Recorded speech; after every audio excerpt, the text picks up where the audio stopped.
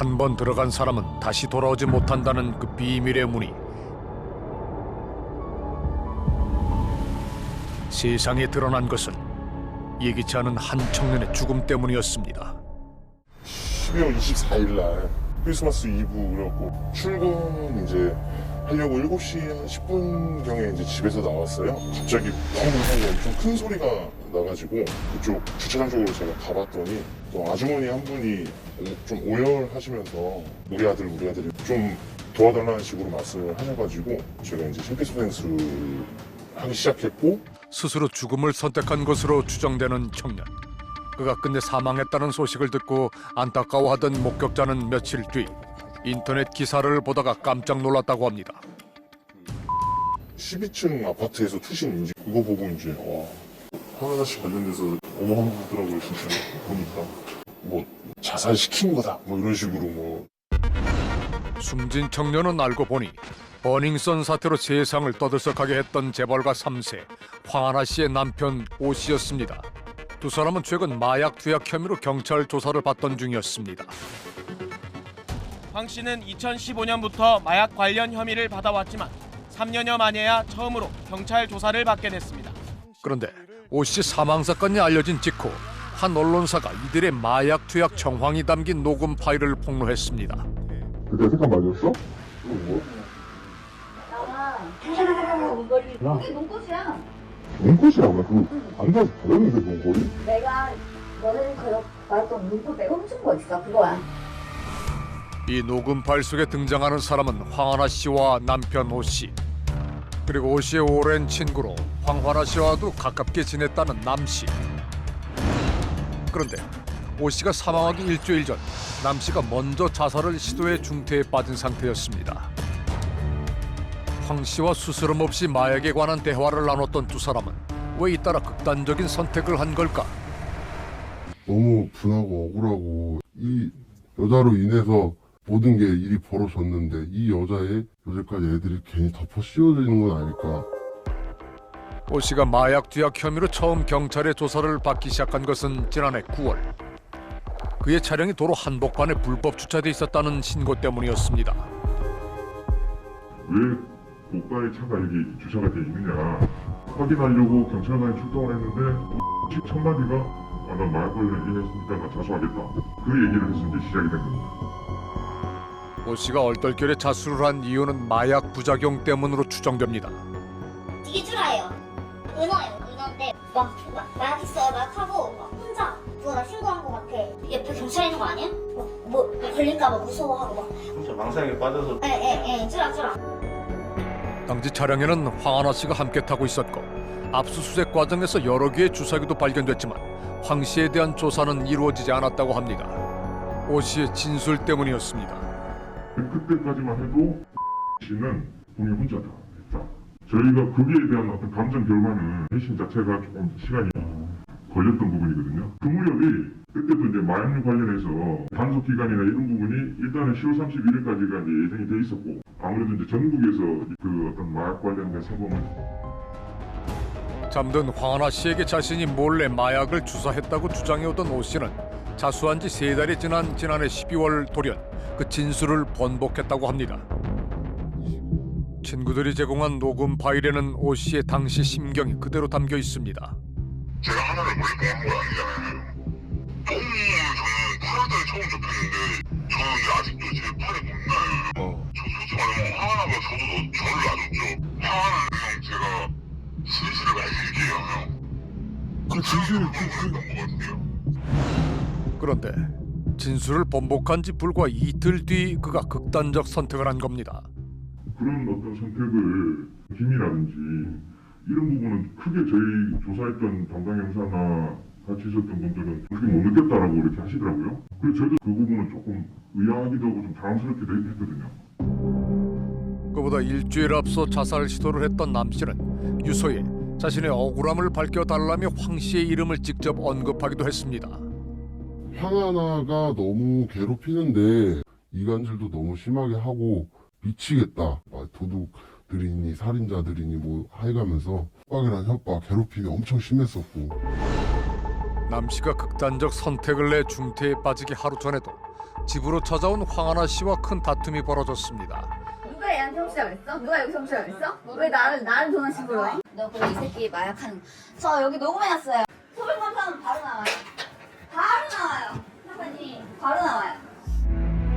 녹음 파일의 내용은 제보자의 주장처럼 황하나 씨가 남 씨를 마약 투약 혐의로 신고하겠다고 협박하는 상황으로 보입니다. 그런데 또 한 가지 이상한 대목이 눈에 띕니다. 그거 바티칸 1kg 아니 근데 있잖아. 훔친 거 다 여기 증거 나와. 안 줬어요. 너 그래서 엄청 오목하면 해먹었다며. 바티칸. 우린 그 이름을 누구보다 잘 알고 있습니다. 지난해 9월 우리는 텔레그램 마약 유통 실태를 추적하면서 바티칸 킹덤을 주목한 바 있습니다. 얼굴도 실명도 감춘 채 텔레그램 마약방 안에서 우리를 비웃던 바티칸 킹덤의 운영자 바티칸. 또 놀라운 소식이 전해진 건 며칠 뒤. 필리핀에서 마약을 밀반입해 텔레그램방을 통해 마약을 유통시킨 조직 등 90명이 경찰에 붙잡혔습니다. 이번에 잡힌 조직은 국내 최대 규모의 마약 조직으로 황하나 씨와의 관련성도 조사되고 있습니다. 해외 상선으로부터 물건을 받아 국내 조직은 28명을 통해 총 49억 원 상당의 마약을 유통시켰다는 텔레그램 마약 조직 바티칸 킹덤. 그 방에서 마왕 전 세계를 깍듯하게 큰형님으로 모시며 국내 마약을 유통하던 운영자가 바티칸이었습니다. 우린 한 달 가까이 그들의 대화방을 지켜본 뒤 바티칸에게 직접 대화를 시도해 보기도 했습니다. 그렇게 떠드는데 모르면 바보죠. 그럼 아날랭, 아이쿠, 낙한방 가는 거 에스코트 해주려고? 서로 같은 일을 한다는 것만 알 뿐 경쟁업체일 뿐이고 때론 기브앤테이크도 할 수 있을 때도 있고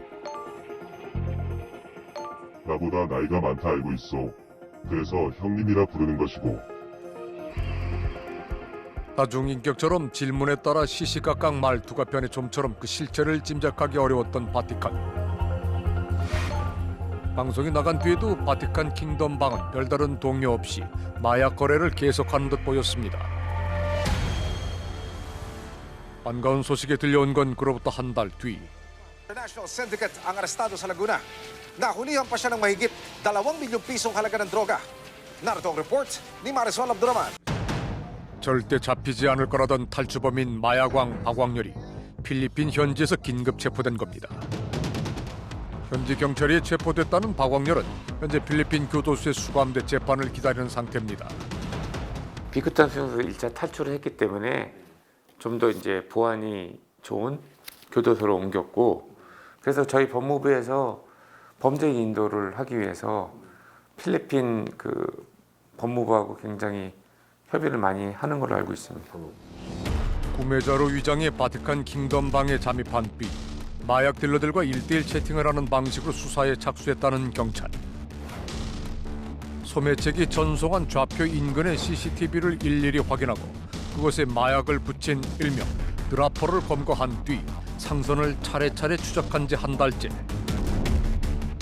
특정한 주거 없이 서울과 경기도 일대 호텔을 옮겨 다니던 국내 총책 이 씨에 대한 첩보를 입수한 경찰이 강남의 한 호텔로 출동했을 때의 그는 마약에 취해 무방비 상태였다고 합니다.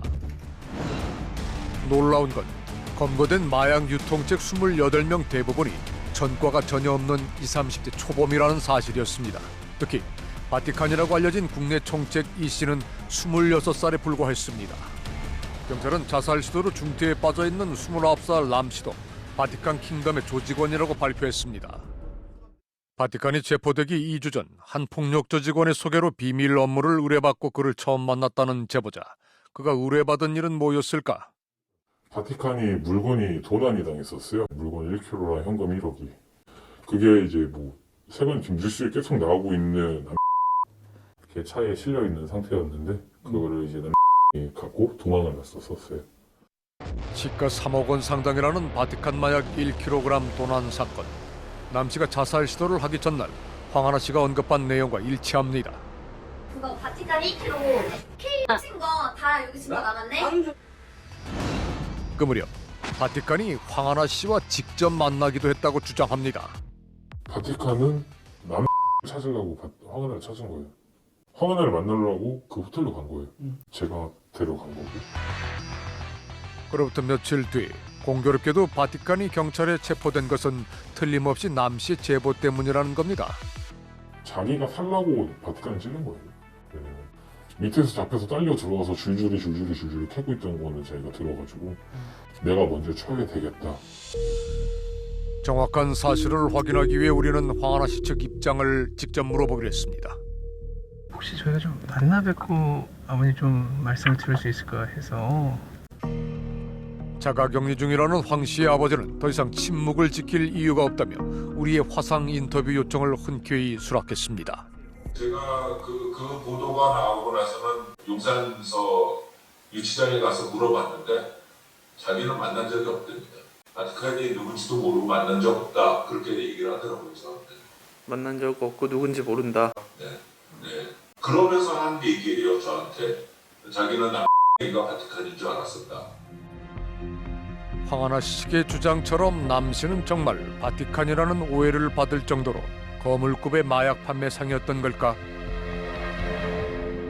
우린 수소문 끝에 남 씨의 속사정을 가장 잘 알고 있다는 지인을 만날 수 있었습니다. 그는 남 씨가 바티칸 킹덤의 조직원이라는 언론 보도에 무척 화가 난 상태였습니다. 조직원이라고 치면 같이 공범으로 막 어떤 일을 저지르든 뭐가 있을 거 아니에요. 그럼 조직원 역할은 절대 아니고요. 그냥 물건을 사던 사람. 본격적인 경찰 조사를 받기도 전에 극단적 선택을 해 중태에 빠진 남 씨. 우리가 입수한 바티칸 이 씨의 검찰 공소장에는 남 씨가 전 세계의 물건을 함께 공급받은 공범으로 기재돼 있습니다. 제가 있다면 벌은 받아야 되는 경우 당연한 거고. 벌은 당연히 받겠지만 지금 TV에서 나오는 이제 그 정도로 얘가 크게 범죄를 저질렀냐 아니냐 이제 저는 이제 또 그게 조금 궁금한 거죠. 아무래도 화환하고 누구고 다 얘가 마약을 대주고 얘가 대주고 그러니까 얘가 완전히 그 마약왕이 돼버릴 것 같은 너무 억울하죠. 여기저기서 얘기를 많이 듣다 보니까 분명히 가 일어나면 안 될 애들이 되게 많을 것 같다는 느낌이 드는 거죠. 자살 시도를 하기 전 남 씨가 남긴 유서. 오 씨와 함께 마약을 판매했다는 고백은 가족들에게도 무척 충격이었지만 황하나 씨 처벌을 같이 언급한 데는 분명 그럴 만한 이유가 있을 거라고 했습니다. 제가 들은 얘기는 거래 루트가 없는데 그걸 잡아준 게 이제 황하나. 근데 황하나라는 친구가 마약을 워낙 계속 해왔던 친구라고 저는 알고 있었거든요. 당연히 그 루트는 어마어마하게 알고 있지 않을까요? 그 친구가. 공소장에는 의아한 점이 하나 더 있습니다. 바티칸 이 씨가 전 세계 박광렬의 마약 조직에 합류한 건 역시 검거되기 불과 6개월 전이라는 사실입니다. 이 씨는 경찰의 발표처럼 국내 최대 마약 공급 총책이라고 불릴 만큼 거물이었던 걸까? 구속 재판 중인 이 씨가 교도소에서 직접 자신의 입장과 심경을 써내려간 편지를 우리에게 보내왔습니다. 안녕하세요, 김병길 PD님, 이입니다. 현재 언론에서 제가 국내 총책으로 보도되고 있는 사실이 너무 당황스럽고 절대 말이 안 되는 상황입니다. 전역구 PT샵에 근무하며 생계를 유지하였지만 코로나 바이러스가 유행하면서 일자리는 죽을 만큼 찾기 힘들었고 스테로이드 약물에 대하여 찾다 전 세계를 텔레그램에서 알게 되었습니다. 처음엔 그저 친절한 판매책이던 전 세계가 이 씨에게 바티칸 킹덤이라는 마약 판매 채널을 열어준 것은 지난해 8월. 심각한 범죄라는 부담은 적었다고 합니다. 텔레그램으로 주문을 받고 가상화폐 입금 내역을 확인해주는 얼굴마담일 뿐 마약을 직접 소분하고 배달하는 핵심 조직원들은 따로 있었다는 겁니다. 그런데 좀 이상합니다. 지난해 우리가 확보한 바티칸 킹덤 방의 대화 내용을 살펴보면 바티칸 본인이 직접 인증한 마약을 홍보했고 제작진과의 1대1 대화에서 전 세계를 경쟁자로 묘사하기도 했기 때문입니다. 이런 의문에 대한 이 씨의 주장은 미처 생각지 못한 것이었습니다. 바티칸 계정으로 저는 K와 대화를 한 적이 없습니다. 바티칸 계정은 저 외에 다른 누군가와 여러 명이서 같이 사용을 하였고 K와는 그중 누군가가 대화를 한 것 같습니다. 바티칸이라는 계정은 3명 이상의 조직원이 번갈아 사용했고 이들의 대화 내용을 모두 감시하며 때로는 직접 채팅을 하는 의문의 남자도 있었다고 합니다. 이 씨는 그가 전세계였을 거라고 믿고 있습니다. 여기서 주신 이 바티칸이라는 사람이 쓴 글을 봤을 때는 바티칸이라는 이제 아이디로 로그인한 다음에 여러 명이서 이 계정을 사용해서 대화를 하는 경우도 있을 수 있고 다른 사람들이 이 아이디를 물려서 쓰는 거 아닌가 싶을 정도로 그러니까 말투를 좀 헷갈려서 쓰는 경우가 있었던 걸로 좀 보이고 있습니다. 제작진과 바티칸 사이에 오갔던 1대1 대화. 당시 바티칸이 쓰던 말투나 대화 내용은 단체 대화방의 바티칸 계정보다 전 세계와 더 유사하다고 합니다. 그러고 다시 쫄딱 까먹고 프로파일링도 좋고 다 좋다고. 잉글리시는 누구요? 나 부른겨? 근데 이 사람이 말을 하는데 무시하는겨? 바티칸은 이 씨의 개인 계정이 아니라 조직의 공용 계정인 동시에 전 세계의 부계정이었던 걸까?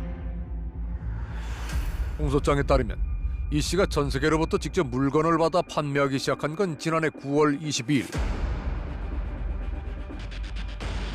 그런데 당시 전 세계로부터 받은 마약은 경험이 부족한 이 씨가 직접 팔기에는 너무 많은 양이었던 걸까? 일주일이 넘도록 다 팔지 못한 마약을 차 안에 보관하다 도난당하자 전 세계 협박이 시작됐다고 합니다. 이 씨는 전 세계와의 1대1 비밀 대화 내용을 그 증거로 우리에게 제공했습니다.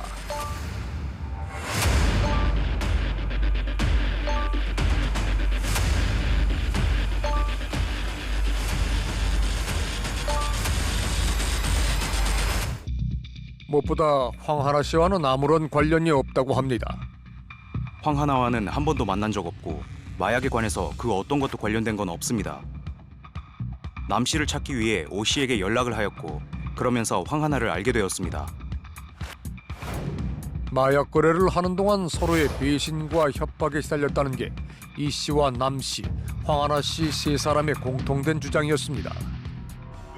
우리가 만난 마약 경험자들은 뜻밖에도 세 사람의 말이 모두 사실일 가능성이 높다고 입을 모읍니다.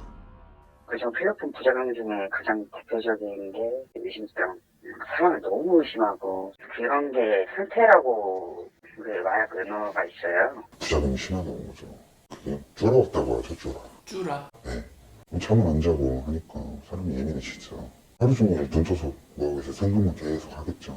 약 기운이 떨어질 때쯤 어떤 생각으로 이제 다시 바뀌어지고. 아 어떻게 나 안 될 것 같다. 어떻게 큰일 날 것 같아. 옆에 누구 있는 것 같아. 누가 나 신고한 것 같아. 얘가 나 죽일 것 같아. 이게 쭈라예요. 필로폰 부작용을 뜻하는 상태와 그로 인해 자신의 범행이 적발될지 모른다는 두려움이 극에 달한다는 의미의 쭈라. 취재를 하는 동안 제보자들이 보내온 녹음 파일만 해도 100여 개. 그들이 상대를 의심하고 배신과 신고에 대비 병적으로 녹음과 증거 사진을 모으는 이유는 바로 마약 부작용인 상태와 쭈라 때문이라는 겁니다.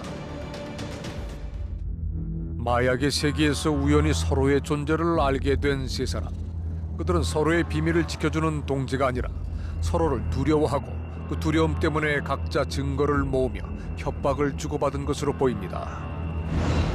결국 남 씨와 오 씨가 극단적인 선택을 하고 황하나 씨가 구속이 된 것은 서로가 모았던 그 증거 때문이었습니다. 누나가 다쳐 죽겠어. 상관없어. 알았어, 너 다 그냥 가져오려. 나 아무 없어. 그리고 이런 쭈라가 만들어낸 나비 효과가 결국 이 씨를 비롯한 마약 유통책 28명의 검거로까지 이어진 겁니다. 그들에게 마약을 공급하던 박광렬도 검거되었으니 이제 마왕 전세계와 관련된 마약 유통 경로는 완전히 사라진 걸까? 물론 밧줄이 이제 예를 들어 전세계라든지 바티칸 킹덤을 내려오는 그 채널 중요 핵심 그 비전은 다 끊긴 건 맞습니다. 그렇지만 이제 매도사건처럼 해가지고 앞대가리 자르니까 또 다른 반대를 내고 또 지금 또 잠잠하다만에 또 자르면 또 다른 뭔가가 나오는데 만약에 또 다른 채널이 생긴다면 계속 추적해서 또 근거를 해야 되지 않나 그런 생각이 들고요. 마치 유령의 집처럼 하나의 문이 다른 문으로 연결되고 하나가 없어지면 금세 또 다른 문이 생겨나는 텔레그램 마약방. 상태와 쭈라가 난무하는 그곳에서 쾌락은 찰나의 환상일 뿐입니다.